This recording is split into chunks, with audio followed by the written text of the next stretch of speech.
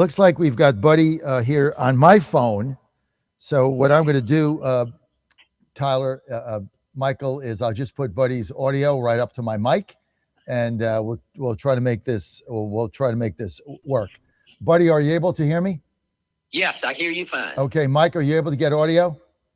Yes, sir. You can go right ahead. All right. So this is why we operate here in the John Fredericks Media Network on the fly. So things go down. We always got a backup. We have 3 backup plans. All right, buddy. I want to get to Congress first in the short period of time we have. Number one, the economy. Look, it's 5%, 5.4% growth, inflation under what they thought it would be in December. We haven't seen the benefit of the tax cut yet. We're going to get a rate decrease, no question, from Powell. If not, it's going to be from Hastert when he gets in there. Mortgage rates down to 6%, lowest in 36 months. Outlook, you're on the Budget Committee. Outlook on the economy, Buddy Carter. I think it's very positive. And one of the things that you just mentioned there, that we haven't really seen the impact yet of the Working Families Tax Cut Act. And when we see that, that's going to have a significant impact on our economy. Look, you can't turn a ship on a dime. Let's face it, we are still suffering from the impact and the effects of the Biden-Harris administration policies. And it's taken a while for President Trump to turn the ship around, but he is doing it. And every indicator out there shows that we are on the right path. Inflation's down, as you pointed out. Prices are, we're putting more money in people's pockets, and that's going to help people. And what the president is doing with his policies is going to improve our economy and make the standard of living for Americans better. Listen, what you said nailed it. The big, beautiful bill, the tax cuts haven't really hit. People are going to get some of the largest refunds back ever. A lot of the payroll companies have not caught up. They were still taking payroll taxes out of tips, overtime. And I had a couple of people on yesterday, Todd Sheets and Elaine Parker, and I was telling them, even in our company, we're a small business, that I'm telling Ann, we're probably going to pay $30,000 less taxes in 2025 than we did in 24 on basically the same income, because of all the stuff that we bought that we're now writing off that we wouldn't have bought had this thing not passed on a permanent basis. So all of this is going to be affecting the economy, because with that money you can buy other stuff, you can hire people, you're going to get additional growth. Absolutely. And you make a valid point there, a perfect point. That is, you're going to have more money in your pocket. You're going to have more money to spend. And that makes a big difference for all Americans. Mortgage rates coming down. Home ownership is the American dream. And we need to make that available and accessible, especially to young people. The median age for home buyers now is constantly going up. We need to change that. And that's one of the things that I think a lot of people are missing, is the fact that, we talk about the government shutdown. The government shut down for 43 days. And everybody, and yes, as we should be paying attention to the fact that our troops didn't get paid, the fact that our WIC and our SNAP beneficiaries were going without food, without milk. All of those things are extremely important. But keep in mind that a lot of young people work up here in Washington, D.C. They didn't get paid. Here they are trying to build up credit references in order to buy a home someday, and they can't pay their bills, and their credit rating's not going to be good. That's another impact that shutdown that John Ossoff voted for 14 times. He voted against opening the government 14 times. That's another example of the impact that it had on our citizens.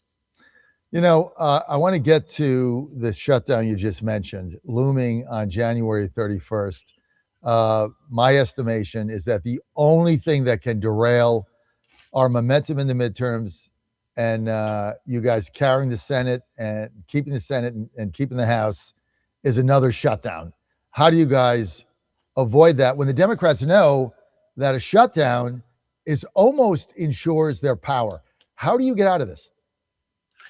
Well, that's a great question, because that is, I will tell you, that's the main focus of what we're trying to do up here right now. In fact, I was in a meeting yesterday with the chair of the Appropriations Committee, Tom Cole.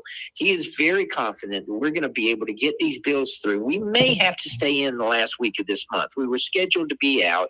We may have to stay in, which is fine. We're willing to do that. The only, we have 12 appropriation bills. The only one that we're really struggling with at this point is Homeland Security. And that's because of what happened in Minneapolis. And they're upset about that, and we understand.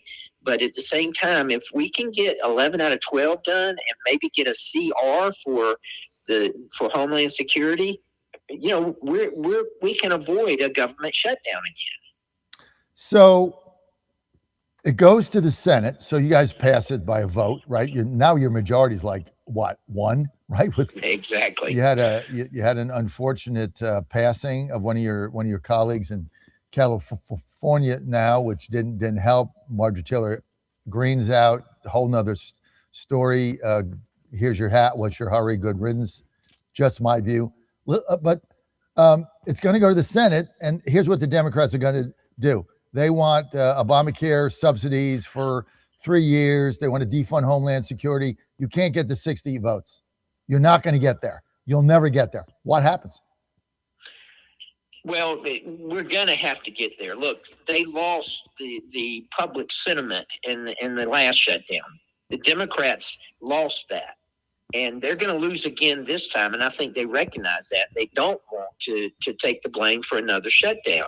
So, I'm pretty confident that we're going to be able to get this done. The only holdup I see is Homeland Security.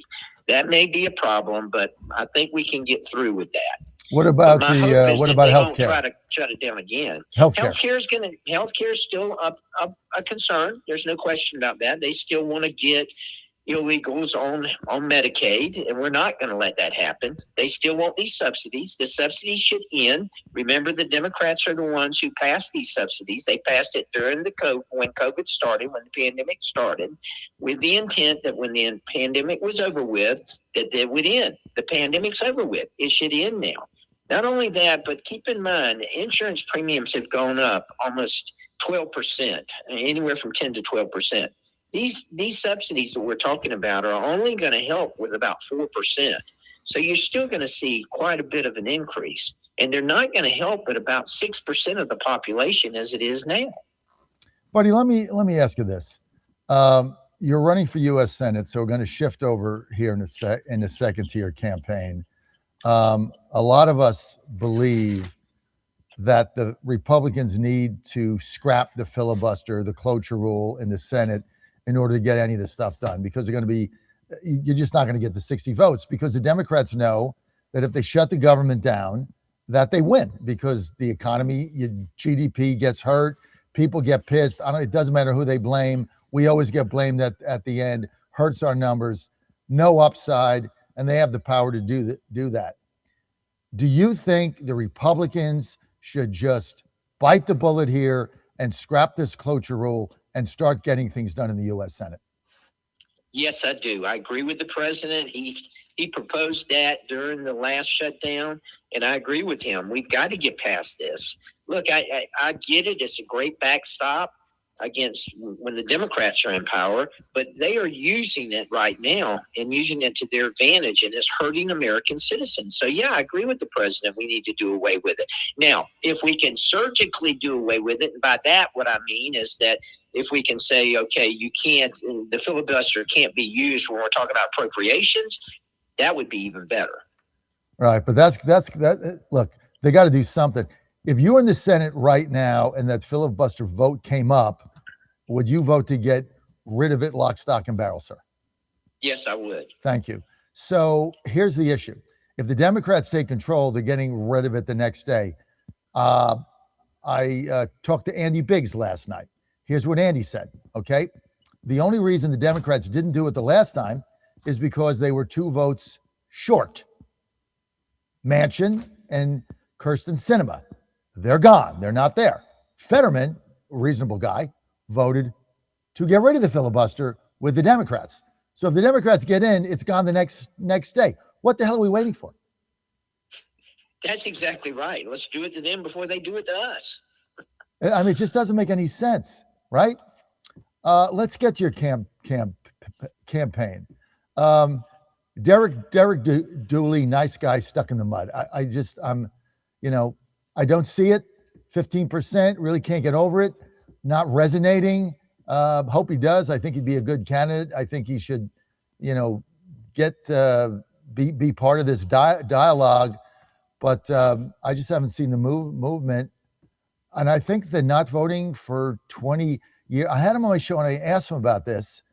And, his answer was okay. I mean, he was coaching football. He was busy, but, we're all busy. I mean, how do you get, I'm not sure he can get past that. I just don't see him resonating. And I think he'd be a good candidate, but I don't know. I'm getting nervous. Does that make sense? Well, it does make sense. I mean, if you voted once in the last 20 years, I would submit to you that, that's inexcusable. And he has never voted for President Trump, by the way. The time that he did vote in the last 20 years was not when President Trump was running. So we know he's not voted for President Trump. He's not supported him. But look, definitely when Teddy Roosevelt was talking about the man in the arena, he wasn't talking about Derek Dooley. That's for sure. Well, I don't know. I'm just waiting for something and I don't see it. And I'm just calling it like it is. And your other opponent, Mike Collins, I'm not going to get into it here on live radio, but he's got all kinds of issues going on that we'll flesh out later. But I don't think he can win. I think he's a nominee. Ossoff wins big, and he probably takes a bunch of seats with him. So I'm concerned about there. So obviously, Georgia on my mind, so to speak. How does Buddy Carter? How do you get in the runoff, and how do you win this race? How do you be the nominee?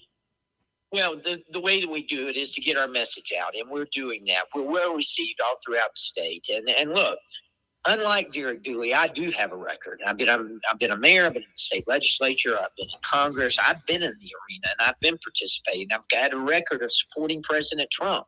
I supported President Trump during his first term. I've supported him during his second term, and I will continue to support him when I'm in the United States Senate.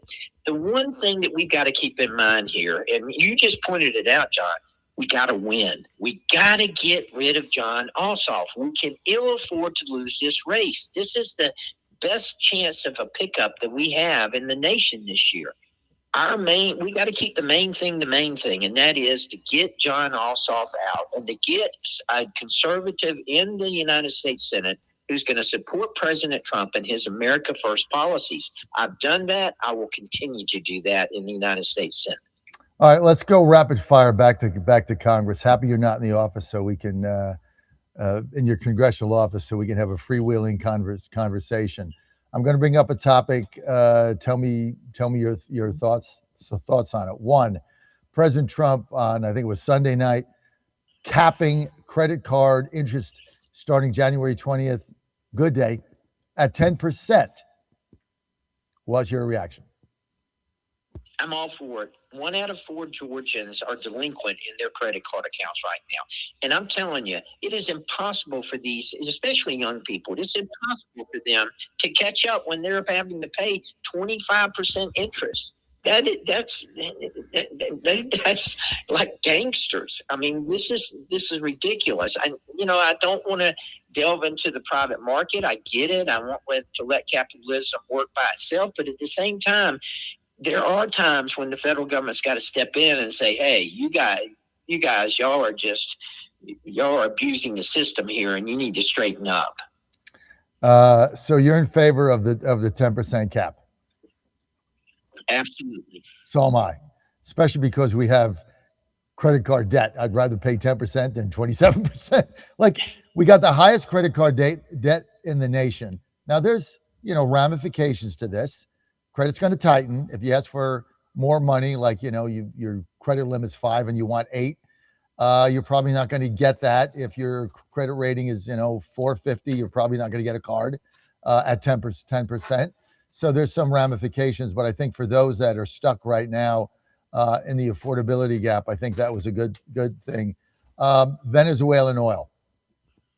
No question about it. Kudos to our great military who pulled off what I think is one of the greatest military operations and law enforcement operations. Let's keep in mind what this was. This was a law enforcement exercise. We had the Department of Justice there with us. That's significant. But Venezuela, this was the right move. And I applaud our military. I applaud President Trump. Venezuela needs to be a friend to America.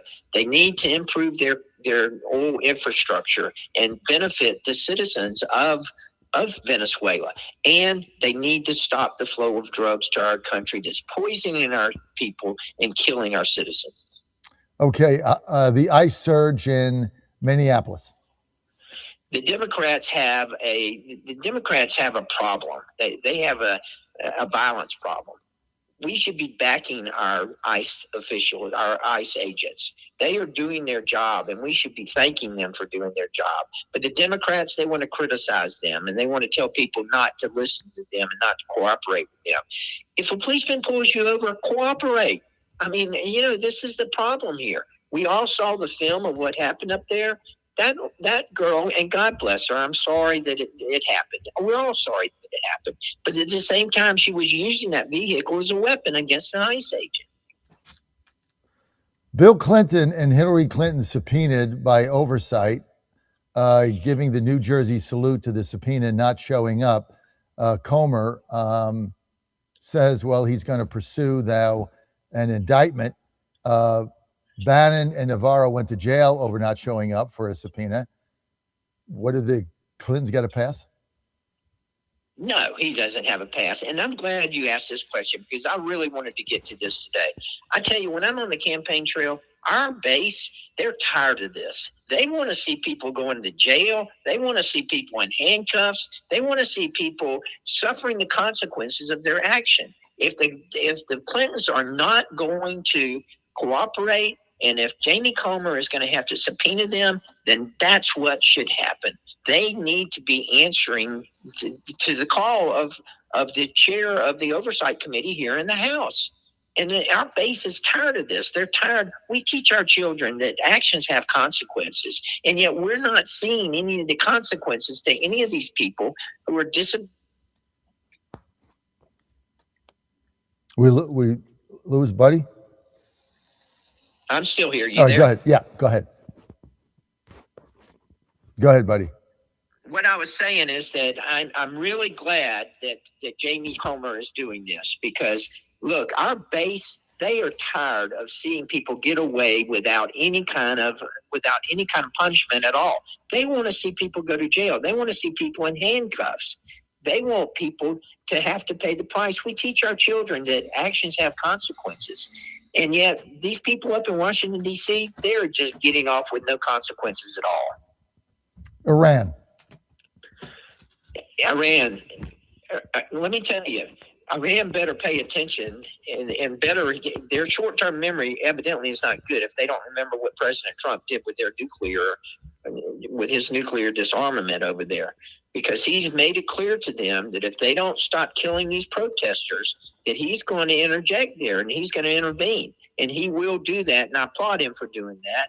We can't just stand aside and let this happen and ignore it. President Trump freezing, eliminating temporary protection status for 2,500 Somalians March 17th. A view on that? Absolutely. He should do that.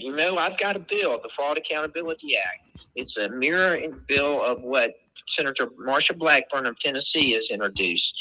And that will say that anybody who is an immigrant who is over here who defrauds our government, that they are going to have to go be deported. And if they are a naturalized citizen and they defraud our government, then they're going to be denaturalized and deported. Again, actions have consequences, and we need to start seeing consequences of these actions. Buddy, how deep does this fraud go, not only in Minnesota, but California? We're now seeing it in Ohio. Yesterday, I mean, this is hard to imagine. What was it yesterday? They said that $1.25 million was flowing from Ohio to Minneapolis, Port John Glenn to Minneapolis to go out of the country, and nobody did anything about it. It's like $1.5 million. Like, who's got $1.5 million in cash to be, shipping bags around? The hell's going on here? Well, that's exactly the way our base feels, John. They are saying, why aren't you doing something about this? Why aren't people paying the consequences for this? Right. So the Minnesota fraud walls. I mean, you're right. Your base, people that are going to be voting in Georgia, they want to see accountability. In the meantime, you got Mayor Fry out there. You got Governor Walsh running around saying that it's racism. Comment on that. How ridiculous. Tim Walsh should be in handcuffs. He should go to jail. I'm working with the Minnesota delegation right now. They're leading a letter, and I'm going to be on that letter calling for Tim Walsh to resign. And I'm glad they're doing it, and I appreciate them doing it. How's your relationship with Tom Emmer? Tom and I came in together. I was Tom's vice chair of the NRCC when he was chairman, not for one session, but for 2 sessions. So I did it for 4 years. Tom and Jackie are good friends of Amy and I, and Tom's a good friend. All right. I'm going to give you the final word, but I got one more question I want you to address. Every time I have you on, I get people in Georgia texting me and going to me. They know I'm a fan of yours, right? Been coming on my show a long time, and I think you're a straight up guy. And I like what you've done. And I supported you for budget chairman over Jody Arrington, blah, blah, blah. But I always get a lot of people telling me, and basically you should have won that race. I get a lot of people telling me, oh, Buddy Carter's a rhino. How do you even deal with that? Because, you look at your voting record, it's anything but why do people keep saying that? I don't know why people keep saying that, because thank you for looking at the record. The record speaks for itself. The proof is in the pudding, and I will put my record up and my voting record up against anyone. Remember, January 6th, I was the one who stood up and objected, not just to Georgia, but also to Arizona and to Pennsylvania. So my record is a conservative. My record as a supporter of President Trump is clear. And it's obvious. All right. Outstanding. Buddy, thank you. And look, for our audience out there, this is unscripted, right? Buddy calls in and doesn't have any idea what the agenda is. We ask him, 50 rapid fire questions. This is very rare. And this is, if you're looking for a senator, this is the kind of guy you want that's going to go in there and answer questions and be accountable. You've certainly done that. And but I'm going to give you the final word, and I appreciate the time. Well, thank you, John. And I appreciate the opportunity to be with you always. It's a pleasure. And we're out and about through the state. We're well received. And I hope that people will check us out, buddycarter.com. You can see what our platform is. You can see. But the main thing, John, is that we keep the main thing. We have got to get rid of John Ossoff. We got to put our best player out on the field that gives us the best chance of winning. And I would submit to you that that's going to be us, because I can win. Mike Collins cannot win. Mike Collins cannot beat John Ossoff. Derek Dooley cannot beat John Ossoff. I can beat John Ossoff. I can support President Trump and his America First policies, and I will, just as I have been. You know what? I don't know about Derek Dooley. I'm still waiting for his campaign to do something. I just want to see him do something. So I'm not sure that he can't win, but I agree with you 100%. I don't think Mike Collins can win. I think there's no math where Collins wins. Just too many issues. But hey, that's for another day. I want to thank you, buddy, again for your time, for coming on. And like I said last week, I trained racehorses, and we have some of these that we called railbirds. They just sit there. If you get them out of the gate, they don't have they're not going to go. They're not going to wire the field. They're not going to come from 10 back. But you just hang out in a 3-hole. You get some cover, and then you come up the rail and win by 3 lengths. I think you got a hell of a shot to win this race. I really do. Thank you, John. Thank you. I appreciate it very much. I think you're going to win. I really do. I can feel this stuff. And the Derek Dooley can't look. I like Derek, but not voting in 2 decades and just stuck. And then the feedback I'm getting, and I don't want to get into other candidates, but they're like, he goes to events and he just doesn't resonate. You've been doing this a long time. And I think if you look at your answers today, you got your finger on the pulse of your base. I think that's going to resonate. So thank you for your time. And Thank you.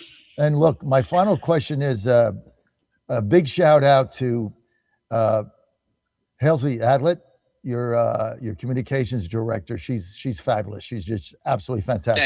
Thank you. If you go to the She's the Senate, best thing since sliced bread. if you go to the Senate, you're gonna I gotta put you on the spot. You're gonna take her with you. Oh, absolutely. I'm taking my whole team with me. We're running. Me and my team, we're the ones running for the Senate. I've made it clear to them. They're on the ballot just like I am. Because a lot of times people, they go to the Senate and then they get all the Senate staffers and then they leave the people that were with them by the side. And, so I talked to them offline and, it's kind of disappointing when your boss moves up and then you're left out in the cold. Not nice. No, that's not the way it will be with us. All right, buddy. Hey, thanks for being with us again. Website, what is it? BuddyCarter.com.